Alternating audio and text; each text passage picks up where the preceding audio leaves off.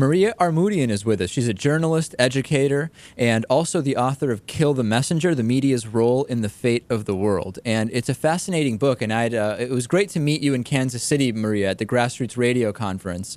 And really a lot of important questions addressed in the book, asked and addressed in your book and at the conference.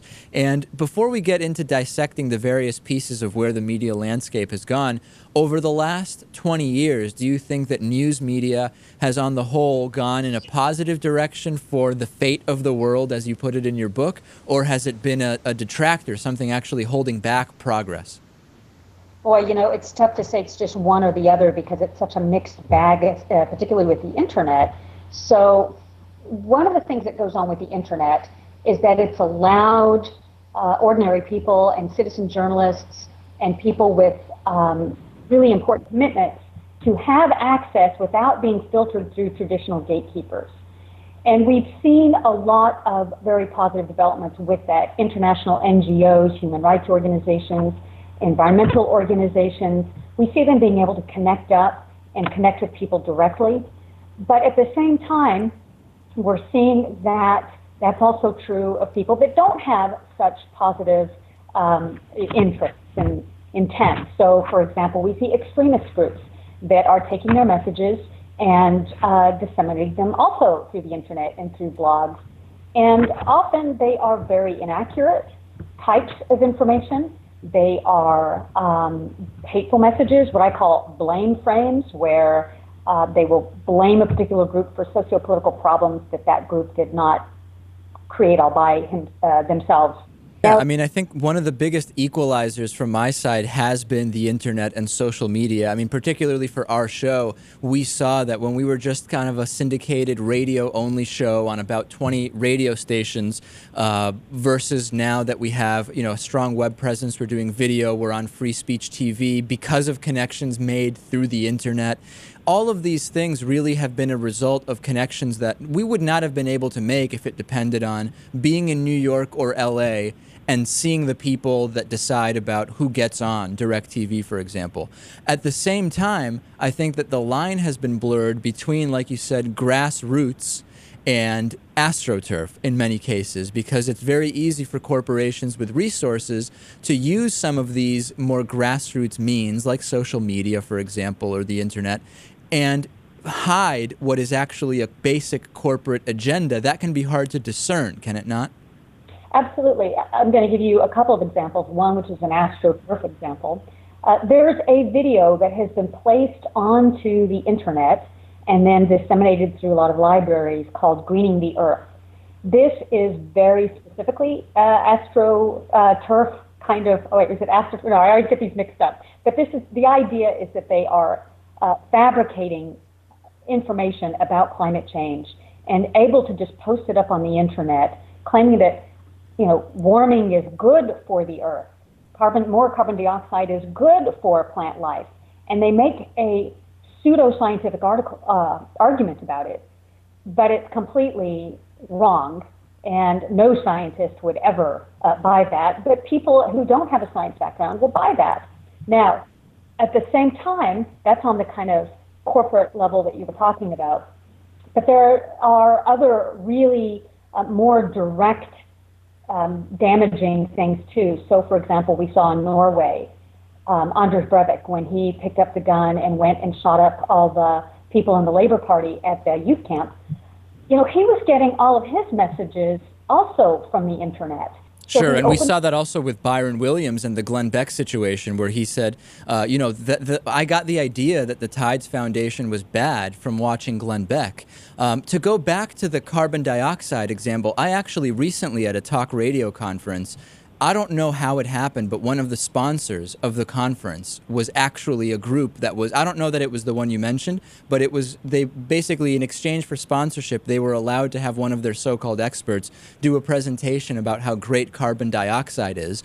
And I actually do think that most of the people in that room knew that it was a corporate ruse. I don't know that people in that room were really falling for it, but the idea that these so-called experts, the expert and that role in media, is something that is kind of a can of worms on its own. And what exactly is an expert? Who are we going to for expertise on many media outlets?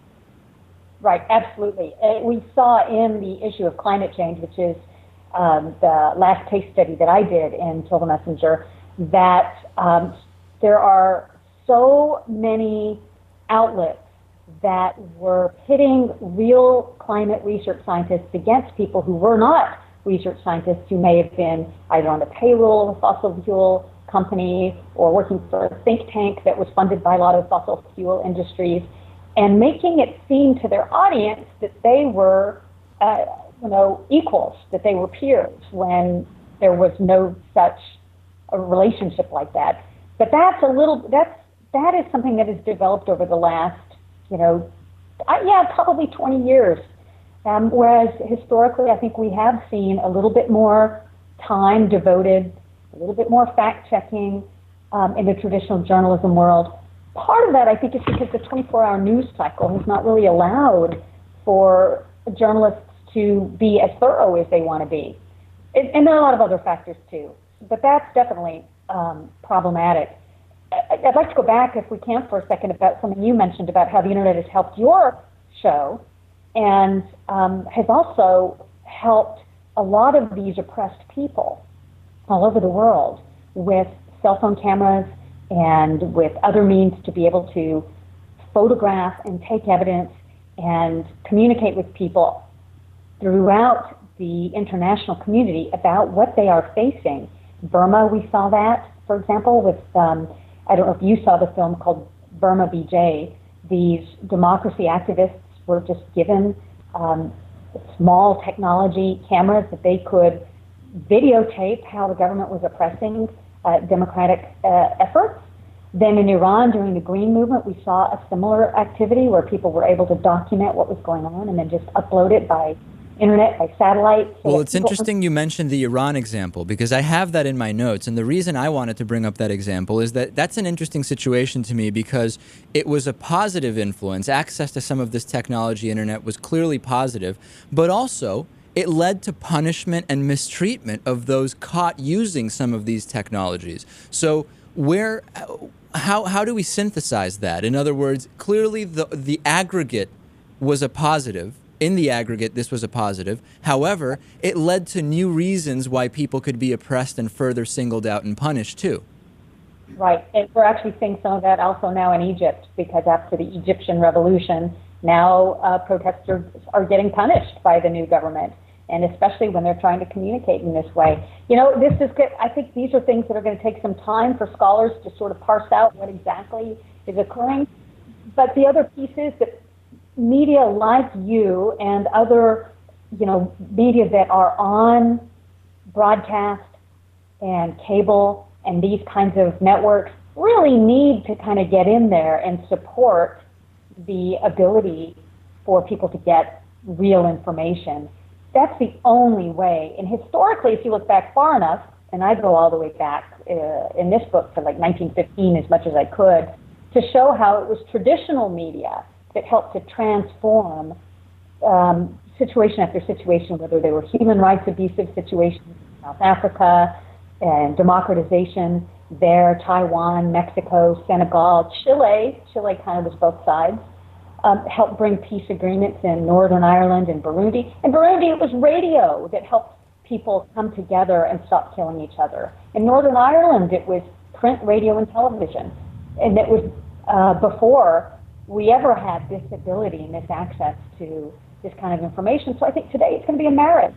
I think Al Jazeera in the Middle East is being very useful in helping to disseminate narratives that are helping the Middle Easterners to think through these things themselves. They absolutely are, and that's a whole other conversation we'll have to have about Al Jazeera, because I don't see it as all positive. I see some concerns with Al Jazeera, and I wish we had more time. I want to have you back and actually address what can real media reform activists do to really create a more positive, independent media situation in the future, but it will have to wait. Maria Armoudian, the book is Kill the Messenger, The Media's Role in the Fate of the World. Thanks so much for joining us.